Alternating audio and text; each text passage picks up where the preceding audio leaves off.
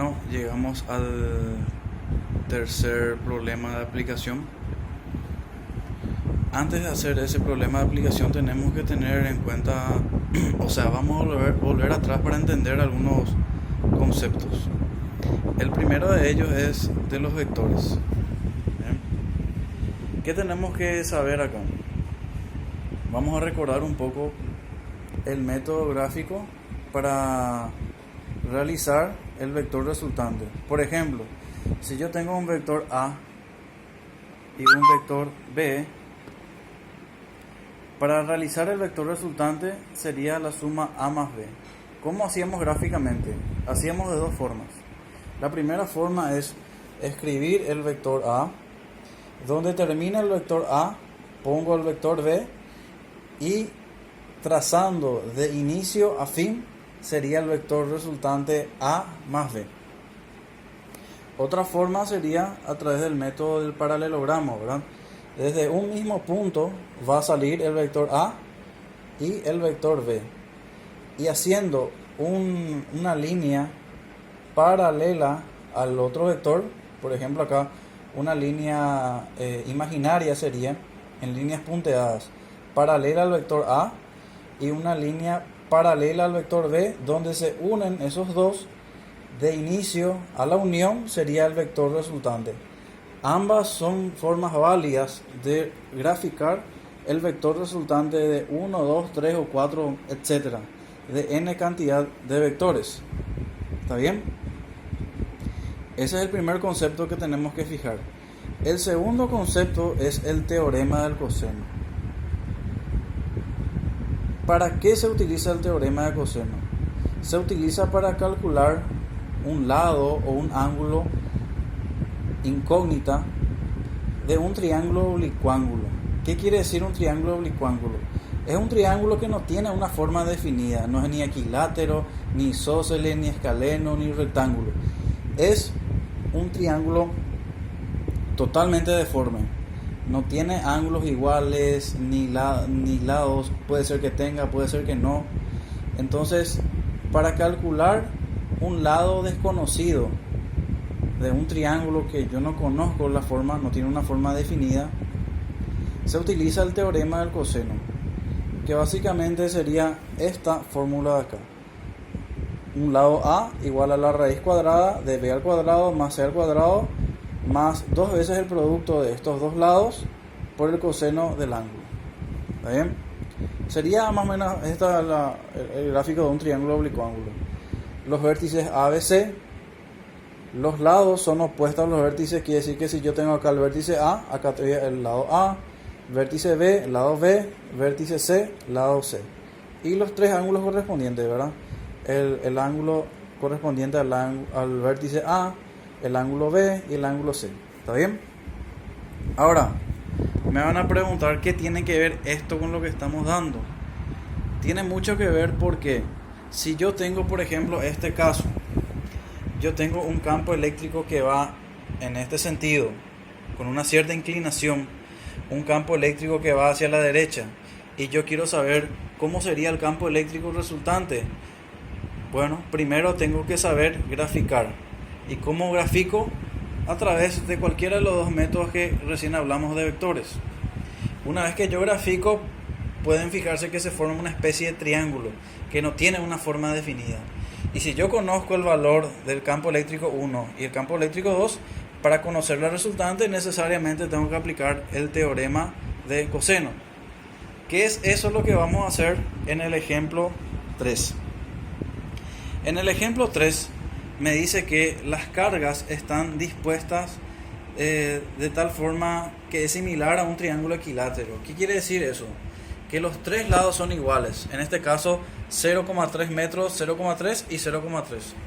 Sabemos también que en un triángulo equilátero los tres ángulos son iguales a 60 grados. ¿Bien? Los datos que tenemos es que la carga 1 es igual a la carga 2, igual a una carga Q, igual a 4 microcoulomb o 4 por 10 a la menos 6 coulomb. Las distancias son iguales a 0,3 metros. ¿Con relación a qué? Fíjese que la carga 1 está en este vértice, la carga 2 en este vértice Y mi punto de referencia está en el tercer vértice. ¿Está bien? Y como es un triángulo equilátero, obviamente la distancia de la carga 1 a mi punto de referencia y la distancia de la carga 2 a mi punto de referencia son iguales. Por eso dice que D1 es igual a D2 igual a 0,3 metros. Bueno, entonces yo puedo hacer primero la parte analítica. Vamos a hacer primero la parte analítica. Yo sé que el campo eléctrico 1 es igual al campo eléctrico 2. ¿Por qué yo digo eso? Bueno, simplemente porque las dos cargas tienen el mismo valor y están separadas a la misma distancia. Entonces, quiere decir que voy a hacer la fórmula una vez nomás. K por Q sobre distancia al cuadrado, 9 por I a la 9 por 4 por I a la menos 6 sobre 0,3 al cuadrado. El campo eléctrico 1 y el campo eléctrico 2 es igual a 4 por 10 a la quinta Newton sobre Coulomb. ¿Está bien? Espectacular. Ahora vamos a ir a la parte gráfica para calcular el valor del campo eléctrico resultante. Ambas cargas Q1 y Q2 son positivas. Entonces la línea de campo eléctrico es saliente para ambos casos. Entonces campo eléctrico 1 va a venir acá, saliente. Campo eléctrico 2 va a venir por acá y va a ser saliente. Entonces yo usé acá el método de paralelogramo. Voy a trazar una línea paralela al campo 2 y una línea paralela al campo 1, y en este punto donde se unen desde inicio hasta la unión sería el campo eléctrico resultante, que apunta exactamente verticalmente para arriba. ¿Está bien? ¿Cuál sería la otra forma de graficar? Yo escribo primero el vector E1, donde termina el vector 1 pongo E2, y de inicio a fin tengo el campo eléctrico resultante. Y pueden fijarse que para ambos métodos gráficos el campo eléctrico resultante apunta verticalmente para arriba. ¿Está bien? Ahora, ¿cómo yo voy a calcular el valor de ese campo eléctrico resultante? Recién yo calculé el campo eléctrico 1 y 2, que son valores iguales, 4 por 10 a la quinta Newton sobre Coulomb. Yo necesito el tercer valor. Y miren, ¿qué tenemos acá? Tenemos un triángulo oblicuángulo, ¿verdad? Que yo quiero conocer el campo eléctrico resultante. Si me preguntan de dónde salió ese 60 grados, viene básicamente de acá, del ángulo que hay entre el campo eléctrico 1 y campo eléctrico 2. ¿Cómo yo sé que es 60 grados? Porque esta línea de campo eléctrico no es nada más que una prolongación, una extensión de este lado del triángulo. De igual forma esto. Ambos valores, ambos vectores son una extensión de los lados de un triángulo rectángulo. Y si estos dos lados tenían 60 grados, las extensiones también van a tener 60 grados. Por eso yo sé que entre el campo 1 y el campo 2, entre estos dos lados de mi triángulo, el ángulo es 60 grados. Una vez que tengo eso, aplico a la fórmula el teorema de coseno, ¿está bien? Y me da que el campo eléctrico resultante es de 692.820 J. Recordemos, ¿qué era J? Era un versor de dirección indicando que el vector apunta hacia arriba, vertical hacia arriba, Newton sobre Coulomb. ¿Está bien?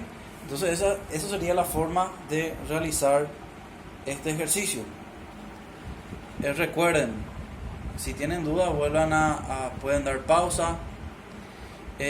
La tarea sería realizar todos los ejercicios de la página 372, pero también antes de realizar la tarea tienen que copiar en sus cuadernos todo lo que yo les mostré en todos los videos que voy a estar alzando para esta parte de nuestra clase de la semana, con la fecha de hoy.